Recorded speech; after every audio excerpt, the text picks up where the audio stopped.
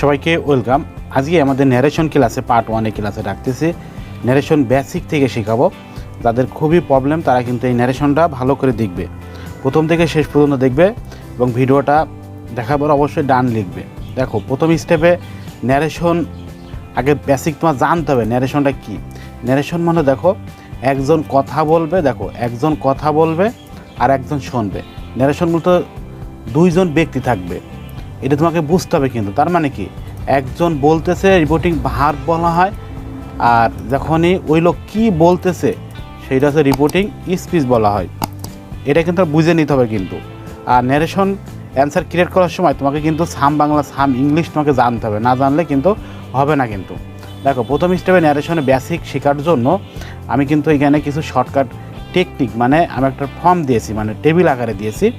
এইগুলো জাস্ট বুঝলে তুমি সবগুলো তোমার হয়ে যাবে। প্রথম স্টেপে দেখো, ন্যারেশন মূলত 5 ধরনের হয়। আগে জানতে হবে ন্যারেশন কয় ধরনের হয়, 5 ধরনের। সেটা হচ্ছে অ্যাসার্টিভ হয়, ইন্টারোগেটিভ হয়, ইম্পারেটিভ হয়, অপটেটিভ, এক্সক্লেমেটরি। এই যেগুলো সবগুলো কিন্তু জানতে হবে তোমার। এই ধরনের 5 ধরনের ন্যারেশন হয়। এখন দেখো, আমি জাস্ট একটা অ্যাসার্টিভ সেন্টেন্স যদি বুঝাই দিই, বাকিগুলো তুমি এমনি বুঝে দেবা। এর মধ্যে হি সেড টু মি, সে আমাকে বলেছিল। কি বলছিল? I am going to college না, বলছে আমি এখন কলেজে যাইতেছি। এখন দেখো, এখানে কে কাকে বলছে? বলছে সে আমাকে বলতেছে। এবং এই লোক কি বলেছে সেটা দেখবা ইনভার্টেড কমার ভিতরে থাকে, মানে 2টা কমা থাকবে না, এই 2টা কমার ভিতরে থাকে। এইবার আসি আমরা অ্যান্সার কীভাবে অ্যান্সারটা ক্রিয়েট করব। প্রথম স্টেপে দেখো, অ্যান্সারটা ক্রিয়েট করতে হলে আগে কী করবো আমরা, এই যে কে কাকে বলছে সেটাকে লিখে ফেলি। হ্যাঁ, আমি বললাম যে হি, এখানে কি দেখো, এই যে 1 নম্বর না, এটা কিন্তু পরিবর্তন হবে। আগে ইনভার্টেড কমার বাইরে আগে পরিবর্তন হয়, হি সেড টু মি। তাহলে এখানে যায় কী পরিবর্তন হয়, সেইডটা একটি সেইড টু বা টোল্ড, যে কোনো একটা নিতে হবে। ইন্টারোগেটিভ হলে আস্কড, অপটেটিভ হলে উইচ বা প্রেয়ার, ইড যুক্ত করে দেওয়া। তারপরে এক্সক্লেমেটরি হলে exclamatory with joy, exclamatory with sorrow, exclamatory surprise, exclamatory wonder, exclamatory shame. এবং এর কোন ক্ষেত্রে নিতে হবে সেটা একটু জেনে নাও। যদি আনন্দ বোঝায় তাহলে এক্সক্লেমেটরি উইথ জয় বোঝাবে, দুঃখ বোঝালে সরো বোঝাবে, এবং কোনো কিছু বিস্ময়সূচক বা কোনো কিছু হলে মানে সারপ্রাইজ, এক কথায় অদ্ভুত কোনো কিছু হলে সারপ্রাইজ সেটা। এই যে এইগুলো। আর কোনো ঘৃণা বোঝালে সেম। এটা আমরা পার্ট 2-তে কথা বলবো এইগুলো কীভাবে কি হয়। তাহলে প্রথম স্টেপে আমরা শিখছি যে এখানে কি পরিবর্তন হয়, এই যে 1 নম্বরে।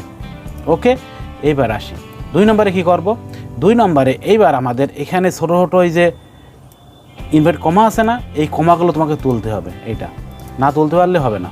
কারণ তুমি কীভাবে তুলবা, আজকে থেকে মাথায় সেভ রাখবা যে কে কাকে বললো। হ্যাঁ, এখন মনে করো একটা ব্যক্তিকে বলা হয়েছে, মানে রহিম সেলিমকে বলেছে। এখন তোমাকে বলা হয়েছে রহিম সেলিমকে কি বলেছে, সেইটা দেখবে একটা ঘরের ভিতরে আবদ্ধ থাকবে। এখন আজকে তো আমরা ধরে নেবা, দেখো কীভাবে করো মনে রাখবা।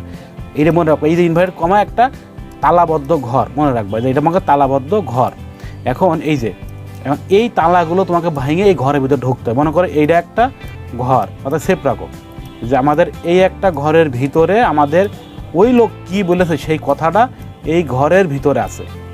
এখন তোমাকে এই ঘরে যখন তুমি ঢুকতে যাবা, যখন তুমি যাচ্ছ তখন তুমি দেখছো এই ঘরে একটা তালা মারা। এখন তোমাকে এই চাবি না হলে এই তালা তুমি এই ঘরে ঢুকতে পারবা না। এখন মনে রাখবা এই তালা তুমি কীভাবে ভাঙবা, সেই চাবি মোট 5টা থাকে। এখন চাবি কয়টা? মোট চাবি কিন্তু 5টা। সেই 5টা কী তোমাকে জেনে নাও। এখন দেখো, এই যে ঘরের ভিতরে যে সেন্টেন্সটা থাকবে না, এই দেখো ঘরের ভিতরে যে সেন্টেন্স থাকবে, সেই সেন্টেন্সটা যদি দেখবা অ্যাসার্টিভ সেন্টেন্স যদি হয়, মনে রাখবা যদি অ্যাসার্টিভ সেন্টেন্স হয় তাহলে আছে দ্যাট, মনে রাখো অ্যাসার্টিভ সেন্টেন্স হলে দ্যাট। ইন্টারোগেটিভ হলে ইফ বা ডাবলএস কোশ্চেন বসাবা। ইম্পারেটিভ হলে টু বা দ্যাট। এবারে আছে অপটেটিভ হলে অপটেটিভ হলে দ্যাট বসে, আর ইম্পারেটিভ হলে টু বা দ্যাট বসে, মনে রাখবা কিন্তু এটা। এবার আসি এক্সক্লেমেটরি হলে এক্সক্লেমেটরি জয় সরো ক্ষেত্রে আমরা এইগুলো পরিবর্তন করবো না এখন, না করার পরে আমরা দ্যাট বসাই দেবো। তাহলে আমরা কী কী শিখলাম? 5টা চাবি কি? অ্যাসার্টিভ আছে দ্যাট, ইন্টারোগেটিভ ডাবলএস কোশ্চেন বা ইফ, এবারে ইম্পারেটিভ টু বা দ্যাট, এবারে অপটেটিভ দ্যাট, এক্সক্লেমেটরি দ্যাট। আমি কিন্তু একদম সহজভাবে কিন্তু বোঝাইতেছি কিন্তু। তাহলে আপনাকে এই চাবি কটা মুখস্থ রাখতে হবে কিন্তু, আমি যা যা বললাম ভালো করে লিখে নাও। তাহলে আমাদের এই চাবি মনে করো আমাদের এখন চাবি বসানোর সাথে সাথে এইগুলো কিন্তু এখন উঠে যাবে। তাহলে জাস্ট শুধু I am going to college না, এটা শুধু থেকে যাবে ঘরের ভিতরে। এবার তুমি চাবি দিয়ে ঘরে ঢুকলে তাহলে উত্তর কী লিখলাম, হি সেইড। এই যে আমি লিখে বসে থাকলাম হি সেইড, অ্যাসার্টিভ লিখলাম হি সেইড, আমি টু নিলাম টু মি। যদি ইনটা আর করে এই যে আমি আক্স নিতাম, আমার কথা বুঝতে পারছো? এবার আসি, এবার আমার তালা ভাঙবো কি স্যার, এটা অ্যাসার্টিভ সেন্টেন্স। তার মানে কি এটার চাবি হচ্ছে দ্যাট, এটার চাবি দ্যাট। এখন যদি এখানে যদি এই সেন্টেন্সটা ইম্পর্টেন্ট কী করতাম, এই দ্যাটকে টু দিতাম। এই সেন্টেন্সটা যদি স্যার স্কুলের মধ্যে কী করতেন আপনি, এখানে দ্যাট দিতেন। এই সেন্টেন্সটা স্যার যদি আমার অপটেটিভ হতো তাহলে আমি দ্যাট দিতাম। এই সেন্টেন্সের ইম্পর্টেন্ট টু দিতাম। এই জাস্ট এটা মনে রাখতে হবে কিন্তু এইভাবে। তাহলে আমরা দ্যাট দিয়ে বসে আছি।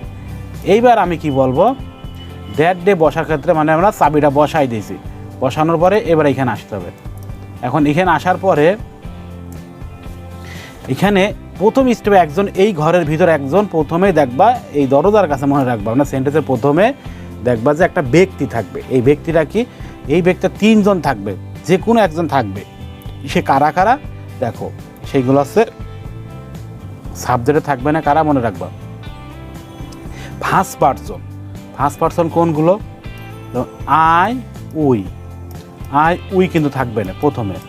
তারপরে থাকবে না হচ্ছে ইউ, তারপরে কি থাকবে না ইউ বাদে, তারপরে বাকি থাকবে না হি শি ইট নেম। এই যে এইগুলো মনে রাখো, এই যে হি শি থার্ড পারসন মনে রাখবা। ফার্স্ট পারসন যদি ওই সাবজেক্টে থাকে তাহলে কি করবা, তুমি সাবজেক্টকে অনুসরণ করবা। এবারে যে সেকেন্ড পারসন থাকে তুমি অবজেক্টকে অনুসরণ করবা। আর যে থার্ড পারসন থাকে কোনো পরিবর্তন হবে না। একটু ক্লিয়ার করে বোঝাই। এখন এখানে যে ব্যক্তি থাকে না, এইখানে যদি ফার্স্ট পারসন থাকে, এই ফার্স্ট পারসন তোমার সাথে চুক্তিবদ্ধ করবে। ও কি বলেছে, যদি তালাতলি ভেঙে যদি মনে করো যে আমাদের ঘরের ভিতরে যদি কোনো ব্যক্তি যদি প্রবেশ করে, তাহলে ফার্স্ট পারসন বলছে আমি আমার জায়গায় আমি থাকবো না, এবং সেকেন্ড পারসন বলছে আমিও থাকবো না, কিন্তু থার্ড পারসন বলছে আমি যদি এখন থাকে তাহলে আমি থাকবো। তাহলে এখন ওর সাথে আমার চুক্তিবদ্ধ কি, তাহলে ফার্স্ট পারসনের সাথে আমরা চুক্তি হয়েছে। ফার্স্ট পারসন বলছে যে আমার জায়গায় আমি আরেকজনকে বসাই দেবো, মানে এই জায়গায় বলছে আপনি নেন কিন্তু আমার জায়গায় ফাঁকা রাখবো না, আমি আরেকজনে বসাই দেবো। এখন বলছে কারে বসাবেন আপনি। এখন ফার্স্ট পারসন বলছে সাবজেক্টে যে লোক থাকবে আপনি তার ধরে নিয়ে আসবেন, তাহলে আমার জায়গাটা পূরণ হয়ে আছে।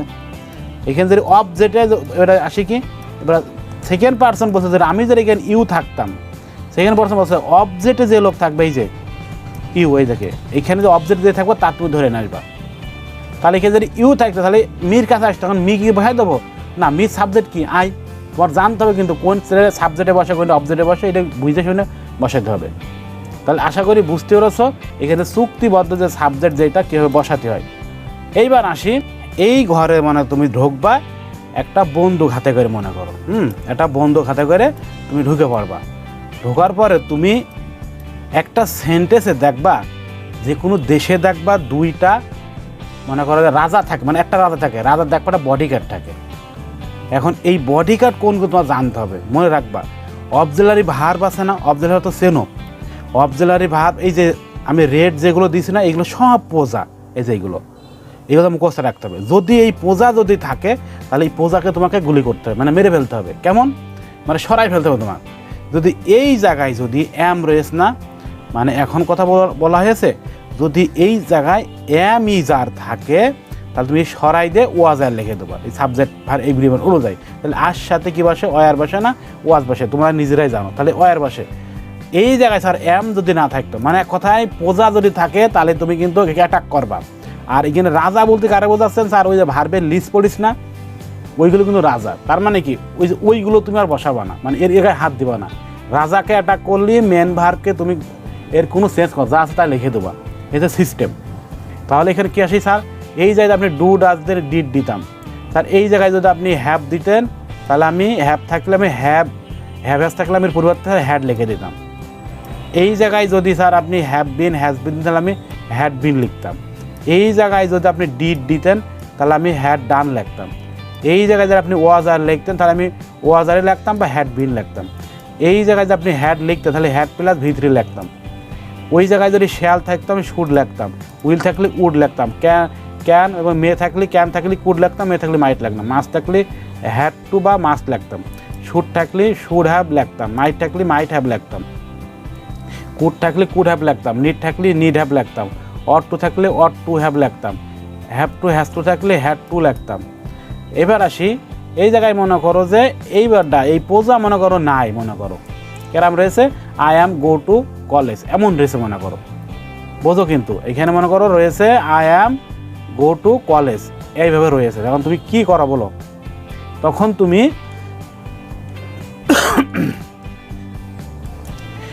তুমি চেক করবা, মনে করো যে এখানে এটা কেটে দিলাম, মনে করো রয়েছে I am go to college এইটুক রয়েছে।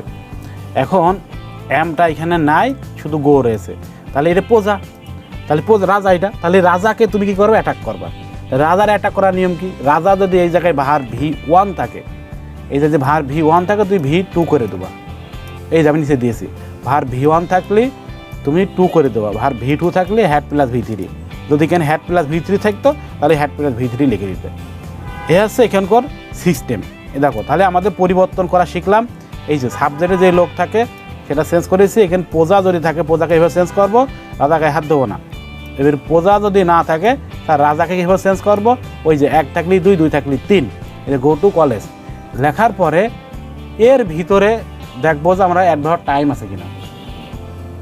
অ্যাডভার্ব টাইম কোনগুলো, এই যে এখানে দেখো নাও থাকলে দেন লাগবো, দেন থাকলে দেন লাগবো, দিস থাকলে দ্যাট লাগবো, দিস থাকলে দোস, টু থাকলে দ্যাট ডে, এস থাকলে দ্য প্রিভিয়াস ডে, টুমোরো থাকলে the next day, last day থাকলে the previous day, next day থাকলে দ্য ফলোয়িং ডে, হিয়ার থাকলে দেয়ার, গো কাম থাকলে গো, এগো থাকলে বিফোর, হেন্স থাকলে দেন, তারপর আছে আইদার থাকলে মানে আইদার থাকলে আইদার, হ্যাঁ, দাস থাকলে সো, ইট থাকলে দ্যাট, বাট থাকলে এক্সপ্রেস এটা পরে যায়, এটা আমার প্যাসেঞ্জারের সঙ্গে চলে আসে।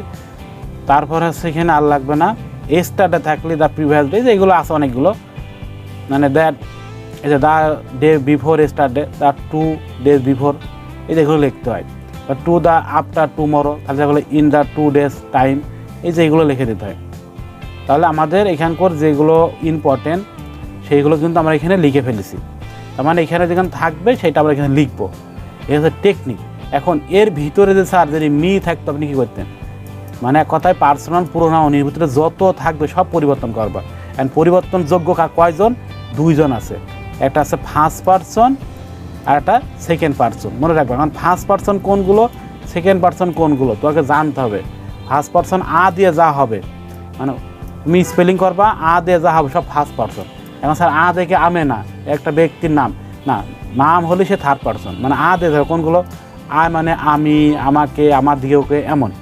উই মানে আমার, আসমান আমার দিকে ওকে, আমাদের, এই যেমন আ দিয়ে প্রথম যাবে সবই আছে ফার্স্ট পার্সন, আর ত দিয়ে যাবে সব সেকেন্ড পার্সন, ইউর, এগুলো এগুলো সব সেকেন্ড পার্সন। তাহলে বুঝতে পারছো যে ফার্স্ট পার্সন আর সেকেন্ড পার্সন মানে এখানে পরিবর্তন করতে হবে এখানে। এখন স্যার যদি হি থাকতো আমি হি লিখে দিতাম, এই যে আজ জায়গায় আমি এখানে হি থাকতো না, আমি এখানে হি লিখে দিতাম, কোনো পরিবর্তন করতাম না।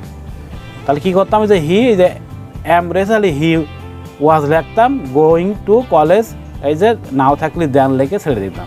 এই আছে অ্যান্সার করার নিয়ম। এবার আসি আমাদের মোটামুটি পার্ট 1-এর বেসিক ক্লাস কিন্তু আমি এখানে তোমাদের দিয়ে দিলাম। নেক্সটে কিন্তু আমরা বাকিগুলো শিখবো।